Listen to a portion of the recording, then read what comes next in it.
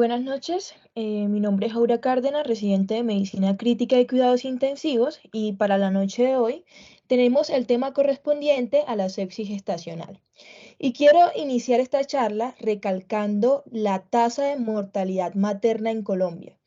Estamos en la semana 37 y el boletín epidemiológico arroja 180 muertes maternas, de las cuales 19 corresponden a sepsis obstétrica y 10 corresponden a sepsis no obstétrica. Y hay también un porcentaje importante que son 11 pacientes las cuales han fallecido secundarias a patologías como la neumonía. Y es por esta razón que es fundamental abarcar temas como lo son la sepsis gestacional para nosotros, los profesionales en el área de la salud, para así poder disminuir e impactar en estas cifras de mortalidad, logrando un diagnóstico y un manejo temprano. Entonces, en cuanto a la charla el día de hoy, el contenido que les propongo a tratar va a iniciar por una introducción, seguimos con la definición y la epidemiología, la fisiopatología, el diagnóstico, el tratamiento y terminamos con unas pequeñas conclusiones al respecto. En cuanto a la introducción, debemos recalcar que a pesar de los logros en atención sanitaria del último siglo, la sepsis materna sigue siendo una de las principales causas de mortalidad materna prevenible y además de esto, un contribuyente importante a la mortalidad materna atribuida a otras afecciones. Y es que si nosotros comparamos la letalidad que genera la sepsis materna con otras patologías que afectan a las pacientes obstétricas, genera una alta tasa de mortalidad por encima de estas, además no solo de mortalidad materna, sino también de mortalidad neonatal y de ciertas complicaciones crónicas como la infertilidad secundaria, como la obstrucción de las trompas y los dolores pélvicos crónicos. Y otro punto fundamental a comentar en este punto es que las tasas de sepsis materna están infradiagnosticadas e infraestimadas por el hecho de la falta de reporte, principalmente de los países de ingresos bajos. Entonces, ya teniendo en cuenta estos pequeños datos acerca de sepsis materna, debemos continuar con la definición y la epidemiología de la sepsis. ¿Y qué tenemos en cuanto a la definición? Sabemos que muchos de los datos, los cuales vamos a mencionar o los cuales conocemos respecto a sepsis materna, están extrapolados de la población adulta en general. Y es que es muy complicado realizar estudios prospectivos en las pacientes obstétricas con muestras grandes de pacientes por todo el compromiso ético que esto genera, las complicaciones que generan. Y tenemos ciertas guías publicadas en la población general, como lo son las guías de Surviving Sepsis 2021 o la guía del Sepsis 3, las cuales definen a la sepsis como una disfunción orgánica generada por una respuesta irregulada del huésped ante una infección. Pero, ¿qué sucede? Surge la necesidad de establecer una definición clara y precisa de sepsis materna. Y es por esta razón que en 2017 la Organización Mundial de la Salud propone una definición de sepsis materna generada por ciertos expertos y se refieren a la sepsis como una disfunción orgánica resultante de una infección que puede surgir durante el embarazo, el parto, el posaborto o el periodo posparto. Conociendo entonces este periodo como el tiempo desde la interrupción del embarazo hasta 42 días posterior a este. Pero no solo querían plantear un consenso de la definición, sino también un consenso de ciertas herramientas que me permitieran a mí establecer disfunción orgánica en las pacientes con sepsis. Pero ¿qué sucede? Hay ciertas adaptaciones fisiológicas que ocurren durante el embarazo, las cuales me van a generar a mí dificultad para yo establecer estas herramientas que me permitan definir disfunción orgánica. Además, que a veces solemos confundir la presencia de las adaptaciones fisiológicas con los signos y síntomas de sepsis temprana. E incluso no tenemos una herramienta que sea validada completamente para definir la presencia de disfunción orgánica en las pacientes obstétricas. Entonces ya definimos sepsis del embarazo, sepsis gestacional. También vamos a continuar ahora con qué definimos como choque séptico. Y en cuanto a la definición de choque séptico, tenemos que es aquella caracterizada por la presencia de hipotensión, requerimiento sostenido de vasopresores para mantener una presión arterial media de 65 milímetros de mercurio y un nivel de lactato sérico mayor de 2 milimoles por litro. Claro está, posterior a una reanimación hídrica adecuada. Si nos damos cuenta, es la misma definición que se expone en cuanto a la población en general, y es por eso que debemos recalcar que muchos de los datos están extrapolados de la población general. Entonces ya conocemos acerca de la definición de sepsis, la definición de choque séptico, que también es fundamental de conocer. Debemos hablar ahora acerca de la epidemiología de la sepsis. Y para hablar de la epidemiología, pues tenemos que citar este artículo, el cual este estudio fue realizado en el año 2017, fue un estudio de corte prospectivo, es el estudio GLOS, en el cual tomaron todas las pacientes que ingresaban en una semana en 713 centros en 52 países con sospecha de infección o con una infección confirmada que se encontraban en su periodo posparto, en su periodo posaborto, y tuvieron entonces una muestra de 2.850 mujeres partiendo de datos que se conocían previamente además, como que la sepsis materna es la causa subyacente del 11% de todas las muertes maternas y que además contribuye significativamente a muchas muertes atribuidas a otras afecciones subyacentes. En cuanto al perfil de las participantes dentro de este estudio, se obtuvieron 964 embarazadas, 1.247 puérperas, 369 mujeres durante el parto y 269 mujeres posaborto. ¿Y cuáles fueron los resultados al final del estudio? 64% de estas mujeres tenían infección materna menos grave, con un 36% de mujeres con complicaciones y un 13% de mujeres con muerte o morbilidad extrema relacionadas con las infecciones. ¿Y a qué se refieren con esto? Nos mencionaban en el estudio que por cada 1.000 nacidos vivos se presentaban aproximadamente 70.4 mujeres con sospecha de infección o con una infección confirmada, con una tasa de mortalidad intrahospitalaria del 6.8%. Entonces ya conocemos estudios epidemiológicos a nivel mundial acerca de sepsis, pero ¿qué tenemos de la epidemiología de la sepsis materna en Colombia? Tenemos este estudio que fue publicado en el año 2017, el cual fue un estudio descriptivo que valoraba la mortalidad por sepsis materna entre el 2004 y el 2014, obteniendo un total de 47 mujeres que fallecieron por sepsis de origen no obstétrico y 11 por infecciones propias del embarazo o puerperio. En este estudio cabe recalcar que como criterio de exclusión se tenían aquellas mujeres que fallecieron por tuberculosis o las cuales no se poseía un número total de datos para realizar las valoraciones y los análisis. Y en el estudio, la neumonía fue la principal causa de muerte.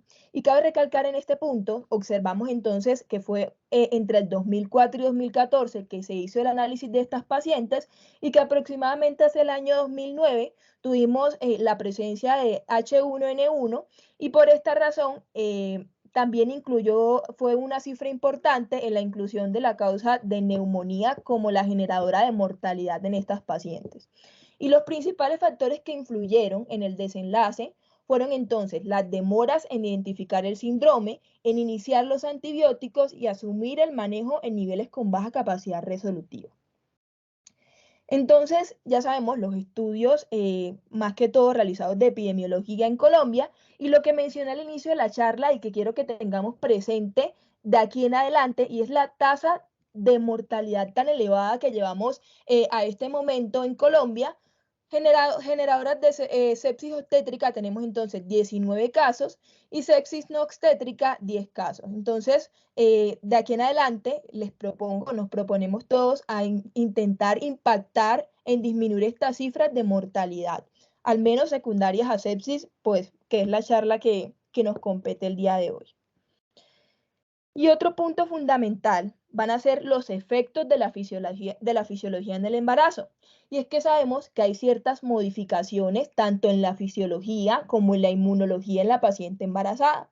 Por ejemplo, sabemos que se presenta una hiperventilación fisiológica que va a estar dada por los niveles de progesterona, generando entonces una alcalosis respiratoria, contrarrestándose por un aumento en la excreción renal de bicarbonato, generando que las mujeres embarazadas sean o toleren menos la acidemia metabólica que se presenta en los procesos sépticos. Y no solo esto, sino también, por ejemplo, hablando de los niveles de óxido nítrico derivados del endotelio, en los cuales van a estar regulados positivamente en los procesos sépticos, y en cuanto a las mujeres embarazadas, van a presentar su regulación gracias a los niveles de estradiol, tanto el óxido nítrico como las prostaglandinas, generando que estas mujeres entonces sean más susceptibles a la hipotensión, porque sabemos esos efectos del óxido nítrico, que va a generar un aumento de la vasodilatación, una disminución del tono vascular, una relajación de ese músculo liso,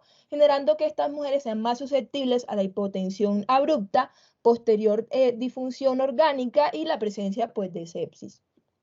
Entonces, pues sale los objetivos de esta charla, mencionar, digamos, que todos esos efectos o esos cambios que se presentan en la fisiología del embarazo, pero es importante que nosotros tengamos en cuenta que hay diversos cambios, como una disminución de la presión arterial en estas pacientes, que va a generar que los parámetros que se tomen en distintas escalas o en distintos scores no sean los mismos con respecto a la población en general.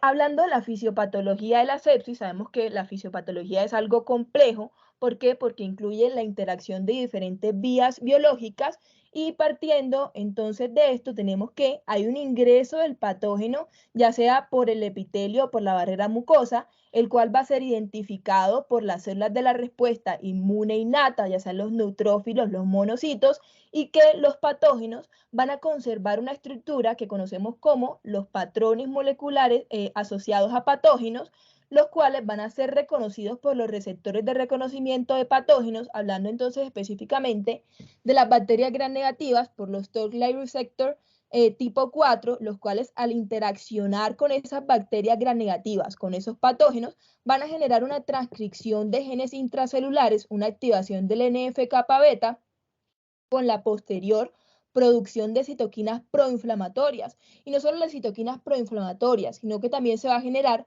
un aumento de la oxidonitrosintasa, con un aumento de la liberación de óxido nítrico que va a intentar destruir estos patógenos. Pero ya habíamos mencionado las funciones del óxido nítrico en cuanto a la vasodilatación, en cuanto a la presencia de la relajación de ese músculo liso, potenciando entonces la hipotensión en los pacientes con sepsis, posterior shock séptico, disfunción multiorgánica y muerte.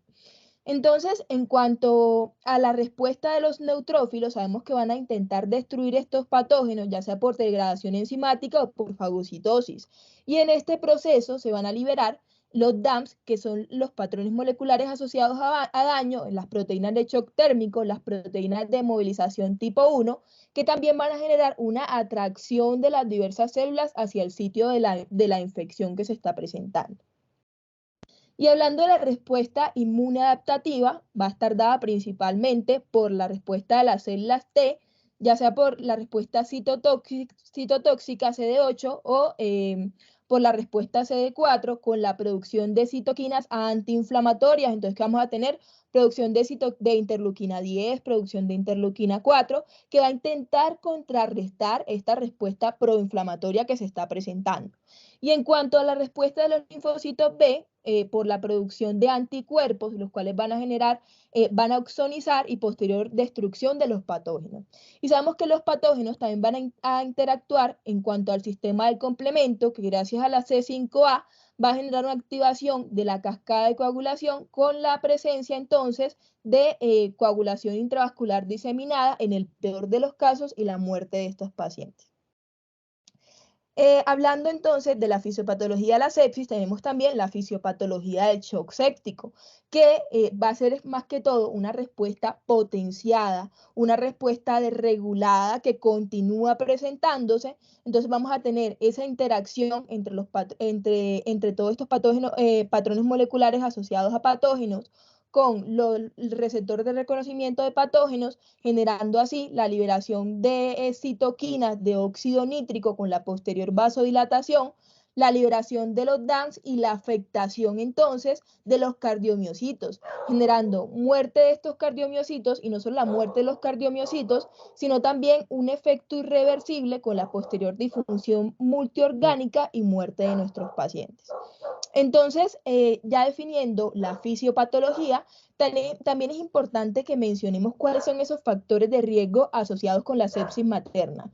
¿Y cómo vamos a dividir estos factores de riesgo? Lo vamos a dividir en unos relacionados con los factores del paciente y otros relacionados con los factores obstétricos. Y en cuanto a los factores del paciente que vamos a encontrar, esas pacientes que son obesas, esas pacientes inmunosuprimidas con presencia de anemia, historia de infección pélvica, historia de infección por estreptococos del grupo B, pacientes con edades mayores a 35 años, antecedentes socioeconómicos desfavorables.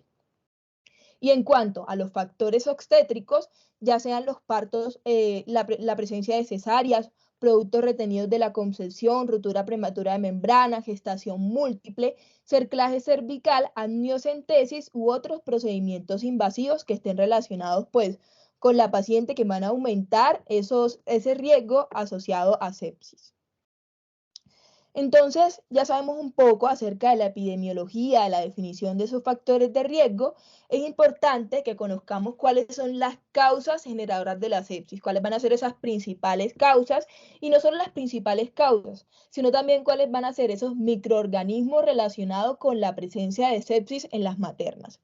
¿Y qué tenemos? Tenemos este artículo que fue publicado en el año 2019 del JAMA, el cual me explica que las causas va a variar según el momento de la infección. ¿Y qué quiero decir con esto? Si se presenta de pronto de forma prenatal, de forma intraparto o posparto.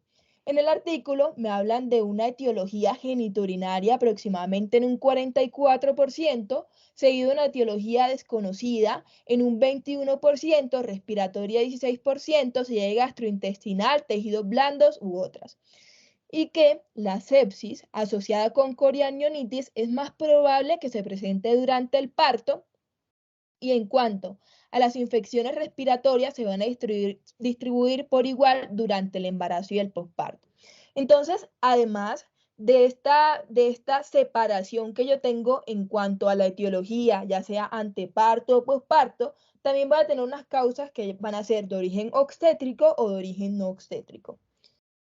Y en cuanto al anteparto de origen obstétrico, puedo tener, por ejemplo, la presencia de un aborto séptico, la presencia de coriamnionitis, generadora de esa sepsis materna.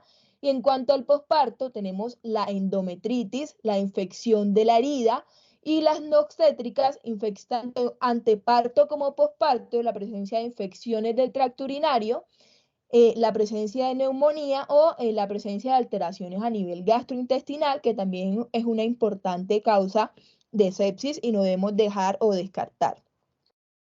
En cuanto a los microorganismos más comunes generadores de sepsis, vamos a tener que van a ser de origen bacteriano, no olvidando o no dejando a un lado las de origen viral. Y en cuanto a los bacterianos más comunes, tenemos los estreptococos del grupo A, la Escherichia coli, estreptococos del grupo B, la Klebsiella pneumoniae, el Staphylococcus aureus, el Proteus mirabilis y también los anaerobios. Y en cuanto a los bacterianos menos comunes, tenemos el Haemophilus, la Listeria, ciertas especies de Clostridium, tuberculosis, y los virales, entonces tenemos la influenza, el virus de la varicela zoster, el virus del herpes simple y el citomegalovirus. Además, hay ciertas patologías que puedo confundir con sepsis y que me pueden generar una tardanza en mi diagnóstico y en mi tratamiento oportuno de las pacientes con sepsis. Como cuáles van a ser estas patologías, como la embolia pulmonar, la embolia del líquido amniótico, la pancreatitis aguda, el hígado graso agudo del embarazo, la neoplasia, de pronto reacciones adversas a medicamentos que van a estar relacionadas con la presencia de hipotensión, taquipnea, taquicardia, náuseas, vómito, dolor abdominal, que me pueden generar una dificultad en mi diagnóstico. Entonces, para esto, pues yo voy a tener ciertas herramientas para yo realizar el diagnóstico, pero ciertas herramientas las cuales se han planteado o se han presentado ciertas modificaciones en los score o las escalas que me van a ayudar a diagnosticar, a predecir mortalidad, gravedad en mis pacientes con sepsis materna. ¿Y como cuáles escalas voy a tener? tenemos el Q-SOFA modificado. ¿Por qué? Porque ya he mencionado que voy a tener variaciones en los parámetros de mi paciente embarazada. Entonces, si recordamos el Q-SOFA en la población general, vamos a tener un punto cuando tenemos una presión arterial sistólica menor de 100. Pero ya había mencionado que vamos a tener estas modificaciones, entonces en la paciente embarazada va a ser un punto con presión arterial sistólica menor de 90. En cuanto a la frecuencia respiratoria, en la población en general va a ser mayor a 22, acá en la paciente obstétrica va a ser mayor a 25. No solo voy a tener esta herramienta, el Q-SOFA, también tengo la posibilidad de utilizar el SOFA modificado obstétricamente. Sabemos que en la población general este puntaje va a llegar hasta 4, pero va a predecir entonces disfunción orgánica cuando tengo un puntaje mayor o igual a 2 y por esta razón, para simplificarlo, se utiliza solo un puntaje 0, 1 y 2, evaluando entonces cada sistema, ya sea respiratorio, cardiovascular, la coagulopatía de mi paciente, el sistema nervioso central, renal, que me va a ayudar o me va a orientar hacia la presencia de sepsis en mi paciente. Entonces ya sabemos, vamos a utilizar Q-SOFA, vamos a utilizar SOFA y vamos a utilizar el Muse. El Muse es una escala que se utiliza ampliamente en el Reino Unido y posee ciertas tarjetas gráficas con colores. ¿Cuáles van a ser estos colores? El rojo y el amarillo. Entonces, si yo tengo un puntaje, una de estos parámetros rojos, debo alertar, debo llamar enseguida al obstetra, al anestesiólogo, o si tengo dos de estos parámetros amarillos, también debo alertarme y llamar enseguida al obstetra, anestesiólogo. En esa paciente hay que tomar decisiones rápidas, manejos oportunos para entonces pues evitar las complicaciones. En cuanto a la sensibilidad del Muse, tenemos una sensibilidad del 89% con una especificidad del 79% y valor predictivo negativo del 98%. ¿Qué otra herramienta tengo para yo utilizar en mi paciente obstétrica? Tengo la posibilidad de utilizar el Sepsis in Obstetrics Score, el cual pues también es una escala que plantea entonces ciertas posibilidades. Y hay un estudio que fue publicado en el año 2017 que evidenciaba entonces que puntajes mayores o iguales a 6 me predecían pacientes que debían ingresar a la unidad de cuidados intensivos. Y también en cuanto a la sensibilidad, tenemos una sensibilidad del 68.9% con especificidades que varían del 80.9%, valor predictivo negativo del 65%, positivo del 83%. Y acá en esta imagen encontramos una comparación entre algunas herramientas o algunas escalas que se utilizan en la paciente obstétrica, como el Sepsis in Obstetrics Score y el Muse, las cuales cuál van a ser específicas de la paciente obstétrica, solo estas dos. Tenemos otras como el Muse, que no es específica de la paciente obstétrica, y si observamos los parámetros evaluables entre uno y otro son bastante similares, pero pues acá va a variar, lo que más varía va a ser la especificidad del 99% en el Sepsis Obstetrics Score, mientras que en el Muse va a ser aproximadamente el 79%. Entonces, pues ya conociendo las herramientas, nos proponen ciertos algoritmos en la sospecha de la paciente con sepsis materna. Entonces, ¿cuál va a ser? Yo estoy sospechando la infección en mi paciente. ¿Cuál va a ser el paso 1? Va a ser medir los signos vitales. Aparte de medir los signos vitales, la presencia entonces de leucocitosis. Si yo tengo 2 de estos 4 criterios, yo estoy sospechando la infección en mi paciente. Voy a actuar rápido, voy a iniciar entonces la reanimación hídrica, voy a iniciar antibiótico-terapia orientada hacia el foco que estoy sospechando, o si de pronto cumple criterios para el shock séptico, definir shock séptico.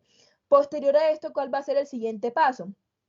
Voy a evaluar entonces los sistemas. Si tengo más de 2 o igual a 2, entonces voy a hablar de disfunción orgánica o voy a confirmar sepsis si tengo más de uno de estos criterios. Si todos ellos están negativos, entonces, pero mi paciente yo sigo sospechando que tengo sepsis, voy a vigilar a esa paciente estrictamente.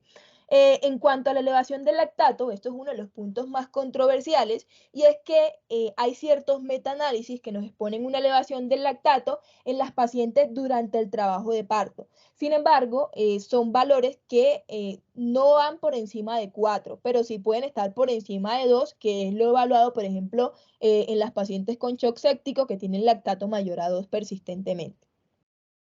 Entonces, si mi paciente está con shock séptico, yo debo orientarme hacia un entorno adecuado. ¿A qué me refiero con un entorno adecuado? Mi paciente debe ser admitida a la unidad de cuidados intensivos. ¿Por qué? Porque requiere un manejo integral por ginecología, por medicina intensiva, por todas estas terapias, porque necesita un manejo integral, no solo integral, sino exhaustivo y continuo. Entonces, sabemos que las guías del Surviving Sepsis me proponen ciertos bundles o ciertos pasos a seguir en mi paciente en la que estoy diagnosticando sepsis. ¿Y qué voy a hacer en esa paciente? Voy a realizar la reanimación con líquidos endovenosos, voy a calcular el daño orgánico por medio de las escalas las cuales ya he mencionado y debo tener a mi paciente en un entorno adecuado. Entonces antes de comenzar los antibióticos, siempre que sea posible, tomar los hemocultivos, iniciar los antibióticos dependiendo de la epidemiología y del foco, y posterior a esto, pues ya ir evaluando qué es lo que requiere mi paciente y cuál es el paso a seguir. En cuanto a la fluidoterapia, sabemos que esto está tomado en la guía del Surviving Sepsis. ¿Cuáles van a ser los objetivos o qué es lo que voy a hacer en cuanto a fluidoterapia a mi paciente? Que se propone 30 ml por kilo, a pesar de que sabemos que la sobrecarga hídrica también genera aumento de la mortalidad en estos pacientes. Siempre evaluando entonces por medio de medidas dinámicas que van a estar por encima de las medidas estáticas y en cuanto a la primera hora, habíamos mencionado la toma de hemocultivos, la realización de un lactato, el inicio de antibiótico terapia y la fluidoterapia. Y en esas pacientes en las cuales yo voy a evaluar mis medidas dinámicas, ¿cuáles son las posibilidades que tengo para evaluar la respuesta a los fluidos? Entonces voy a tener, en cuanto a los índices dinámicos, la variabilidad de la presión de pulso, la variabilidad del volumen sistólico, la población general, pues tengo la posibilidad de realizar colapsabilidad de la vena cava, esos mini bolos o fluid challenge entre 250 a 500 ml de líquido en 30 minutos, elevación pasiva de las piernas, u otras pruebas como lo son la prueba de oclusión al final de la expiración, que sabemos que se va a hacer una pausa expiratoria aproximadamente 15 segundos con la medición entonces del gasto cardíaco. Si el cambio es mayor al 5%, sabemos que esa paciente va a ser dependiente de precarga. Voy a evaluar entonces mis índices dinámicos que están por encima claramente de los índices estáticos con las limitaciones que estos presentan. Por ejemplo, sabemos que son pacientes que deben, para yo medir variabilidad de presión de pulso, variabilidad de volumen sistólico, pacientes que deben estar ventilados, pacientes que no deben presentar frecuencias cardíacas irregulares, con ciertos volúmenes menores de 8. Entonces, pues ir evaluando individualmente cómo puedo yo tomar estas medidas dinámicas o de cuál se va a beneficiar mi paciente o cuál va a ser más útil para mi paciente. Esta imagen pues es tomada de la guía de Surviving Sepsis 2021 y que nos habla de la resucitación inicial de mi paciente con sepsis. Entonces, ¿qué debo hacer? Iniciar manejo inmediatamente con fluidos, con líquidos endovenosos, que se prefieren los cristaloides sobre los coloides, al menos 30 ml por kilo, y que me sugieren también el uso de medidas dinámicas con respecto a las estáticas. Y no solo esto, sino también la utilización de los niveles de lactato y la utilización del llenado capilar. ¿Y de dónde sale esta utilización de llenado capilar? Del estudio del Andrómeda Shock, que fue publicado en el 2019. Sabemos que actualmente se está llevando a cabo el Andrómeda 2 y que en este estudio de el Andrómeda no hubo diferencia significativamente. Midieron o compararon la utilización entonces del llenado capilar con respecto a los niveles de lactato en mortalidad a los 28 días, en los cuales no hubo diferencia entre uno y otro. En cuanto a los vasoactivos, ¿cuál va a ser el primer vasoactivo a utilizar en mi paciente con sepsis? La norepinefrina. La norepinefrina entonces va a ser de primera línea en cuanto a los vasoactivos, y hay un punto fundamental a mencionar y que no debemos olvidar, y es que si mi paciente no tiene una vía central y yo sé que esa paciente no se va a beneficiar de más fluidos, yo debo iniciar los vasopresores de forma periférica mientras aseguro una vía central.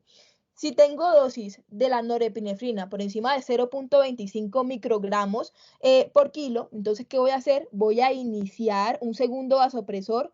¿Cuál es el vasopresor que nos sugiere la guía del Surviving Sepsis iniciar? La vasopresina. Entonces, en cuanto a los siguientes medicamentos a iniciar en los pacientes, pues ya voy a considerar individualmente de qué se van a beneficiar.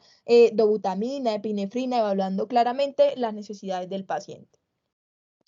Aparte entonces de la utilización de los vasopresores, hay ciertas medidas terapéuticas adicionales que voy a considerar, como la utilización de los corticoides a una dosis, la hidrocortisona de 200 miligramos, dividida entonces 50 cada 6 o en infusión continua también se propone la utilización de la hidrocortisona.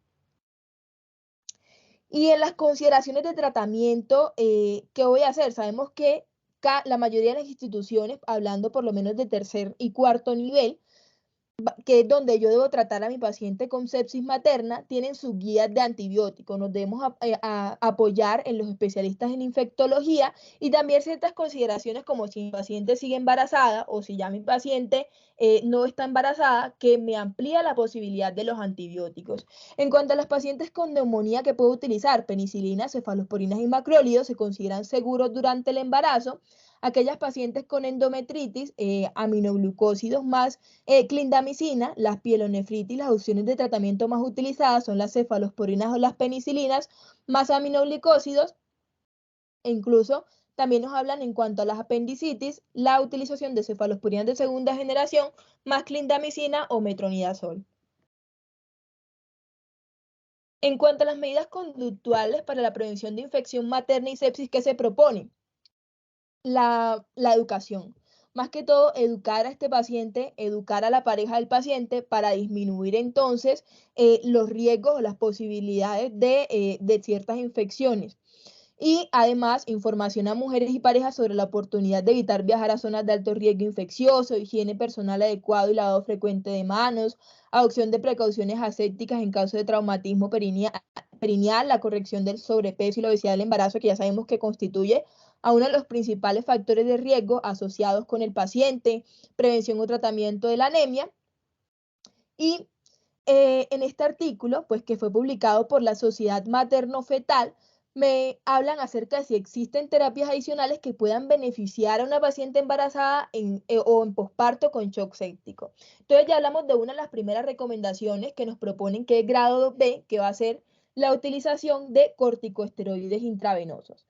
¿Qué también nos proponen? La utilización de profilaxis de las úlceras por estrés en pacientes en shock séptico con factores de riesgo de hemorragia gastrointestinal y además aproximadamente un 37% de estas pacientes, que es una cifra nada despreciable, tienen un mayor riesgo de tromboembolismo venoso en sepsis y shock séptico. Y por esta razón se recomienda el uso de profilaxis farmacológica de tromboembolismo venoso en pacientes embarazadas y posparto en shock séptico con una recomendación grado 1B. Se va a preferir entonces la heparina de bajo peso molecular sobre la heparina no fraccionada.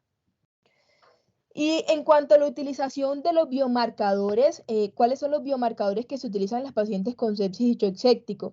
Este artículo fue publicado en el año 2021 que me habla de ciertos marcadores que indican de forma fiable una infección, que la mayoría de estos en realidad no los tenemos en las instituciones, pero por ejemplo la proteína C reactiva y la procalcitonina sí la podemos utilizar. Y otros biomarcadores adicionales, como lo son la proteína de unión al factor de crecimiento similar a la insulina, la interleuquina 6, la calgranulina, la neopterina y la proteína 10 inducible por interferón. Y acá tenemos otro estudio que nos habla del valor predictivo de la procalcitonina, la PCR y los leucocitos para la corianionitis con las mujeres con ruptura prematura de membranas, con una muestra de 75 mujeres en las cuales después de la interrupción del embarazo a 34, es decir, 45.3% de ellas se les diagnosticó corianionitis clínica. Y no solo esto, sino que también aquellas con corianionitis tenían niveles séricos significativamente más altos de PCR con P estadísticamente significativa como antes de la interrupción del embarazo. Sin embargo, en este este estudio, la PCR fue la que tuvo, digamos, una relación más estrecha para el diagnóstico de la coriandonitis en comparación con la procalcitonina y los leucocitos. Pero, pues tenemos también otros estudios que nos hablan de la procalcitonina como predictor subclínico de coriandonitis. Y en este estudio nos hablan de niveles de procalcitonina por encima de 0.5 para la predicción de coriandonitis, con sensibilidades que van del 72%, especificidad del 66.6%, valores predictivos positivos de 62.6 y negativos de 36.9. Es decir, son valores para nada despreciables que nos pueden orientar a la utilización de procalcitonina en estas pacientes. Sin embargo, pues sabemos que nos proponen en la guía del Surviving Sepsis la utilización de procalcitonina como desescalonamiento de la terapia antibiótica, pero pues también vemos la utilidad de la misma en otros aspectos en las pacientes con sepsis gestacional. Bueno, y otro de los puntos controversiales que ya tomamos o tocamos un poco previamente es el lactato. ¿Y qué sucede con el lactato? Aquí tenemos un estudio que fue publicado en el año 2020 que compararon los niveles de lactato a las 0, a las 24 y a las 48 horas en las pacientes que fueron ingresadas en la unidad de cuidados intensivos con las pacientes que no, claramente con niveles de lactato más elevados en el grupo de la unidad de cuidados intensivos. Y es que sabemos que también un aclaramiento de lactato o sea, esas pacientes que no presentan aclaramiento de lactato está relacionado con una mayor mortalidad. Y cómo interpretamos el lactato durante el periodo, durante pues el parto. El lactato en el parto y en el puerperio suele estar elevado por encima de los niveles esperados en las mujeres embarazadas, es decir, mayor a 2, pero rara vez mayor a 4. Entonces, en esta imagen tenemos los niveles de lactato, la comparación de los niveles de lactato en las pacientes con cesáreas electivas, en las pacientes que fueron llevadas a cesáreas de emergencia, en partos instrumentados y en partos espontáneos. Y otro de los puntos fundamentales a tratar es, si yo diagnostico una paciente con sepsis gestacional, ¿debo desembarazar a esa paciente o cuándo está indicado el parto en una paciente embarazada con sepsis? Claramente, así como pues, la mayoría de las decisiones a tomar en este tipo de pacientes es individualizada. Y la presencia de sepsis por sí sola no es una indicación para el parto inmediata, excepto a que la fuente de la infección sea una infección intraamniótica. Y la decisión de dar a luz al feto debe ser individualizada y depende de la gestacional, de las condiciones maternas y fetales, y que los corticosteroides para la madurez pulmonar fetal no están contraindicados y pueden usarse en la sepsis si están indicados. Otro punto es, mi paciente está recibiendo hidrocortisona, ¿será que pues ya no necesita maduración pulmonar? Sí. Igual en esta paciente yo tengo que colocar el esquema de maduración pulmonar, pues ya sea con betametasona o lo que tenga en el momento de mi institución. Y si sospecho o confirmo una infección uterina, que la infección uterina es la fuente de sepsis, el parto es la medida de control de la fuente, porque si yo no, pues, no controlo la infección, mi paciente claramente va a progresar a un shock séptico y posterior muerte. Y debo, como lo he mencionado, utilizar un manejo integral entre ginecología, anestesiología, neonatología, cuidados críticos, urgenciología, que es la especialidad que por lo general recibe estas pacientes. Acá tenemos un estudio que fue publicado este año, en 2023, en el cual utilizaron acitromicina oral intraparto para prevenir la sepsis o muerte materna y neonatal.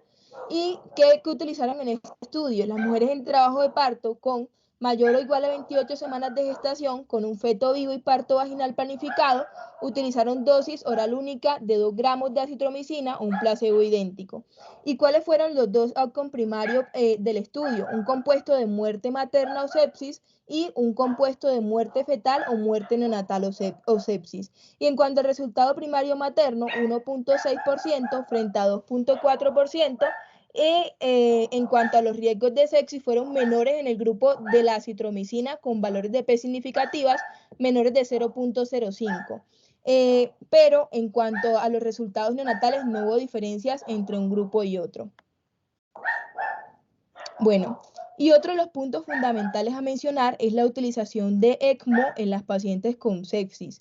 Y es que sabemos que cada vez más tenemos una mayor utilización de estas herramientas, pues gracias gracias de pronto pues a la mayor experiencia que se está presentando, y acá en esta tabla encontramos entonces las principales etiologías de las pacientes con sepsis materna que fueron llevadas a ECMO. Por ejemplo, estas pacientes con micoplasma, con SDA secundario a micoplasma, a influenza o ciertas miocardiopatía periparto.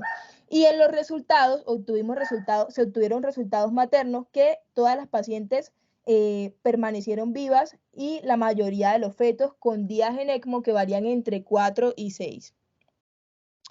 En cuanto a la utilización entonces de ciertas herramientas en los pacientes con vasoplegia refractaria, no, digamos que no está muy estudiado en las pacientes maternas la utilización de azul de metileno, pero cada vez más lo utilizamos en shock séptico refractario. Acá tenemos este estudio que fue publicado en Critical Care en 2023, en el cual utilizaron azul de metileno, una infusión intravenosa de 100 miligramos durante 6 horas, una vez al día para un total de 3 dosis, y los pacientes asignados al grupo control recibieron la misma dosis.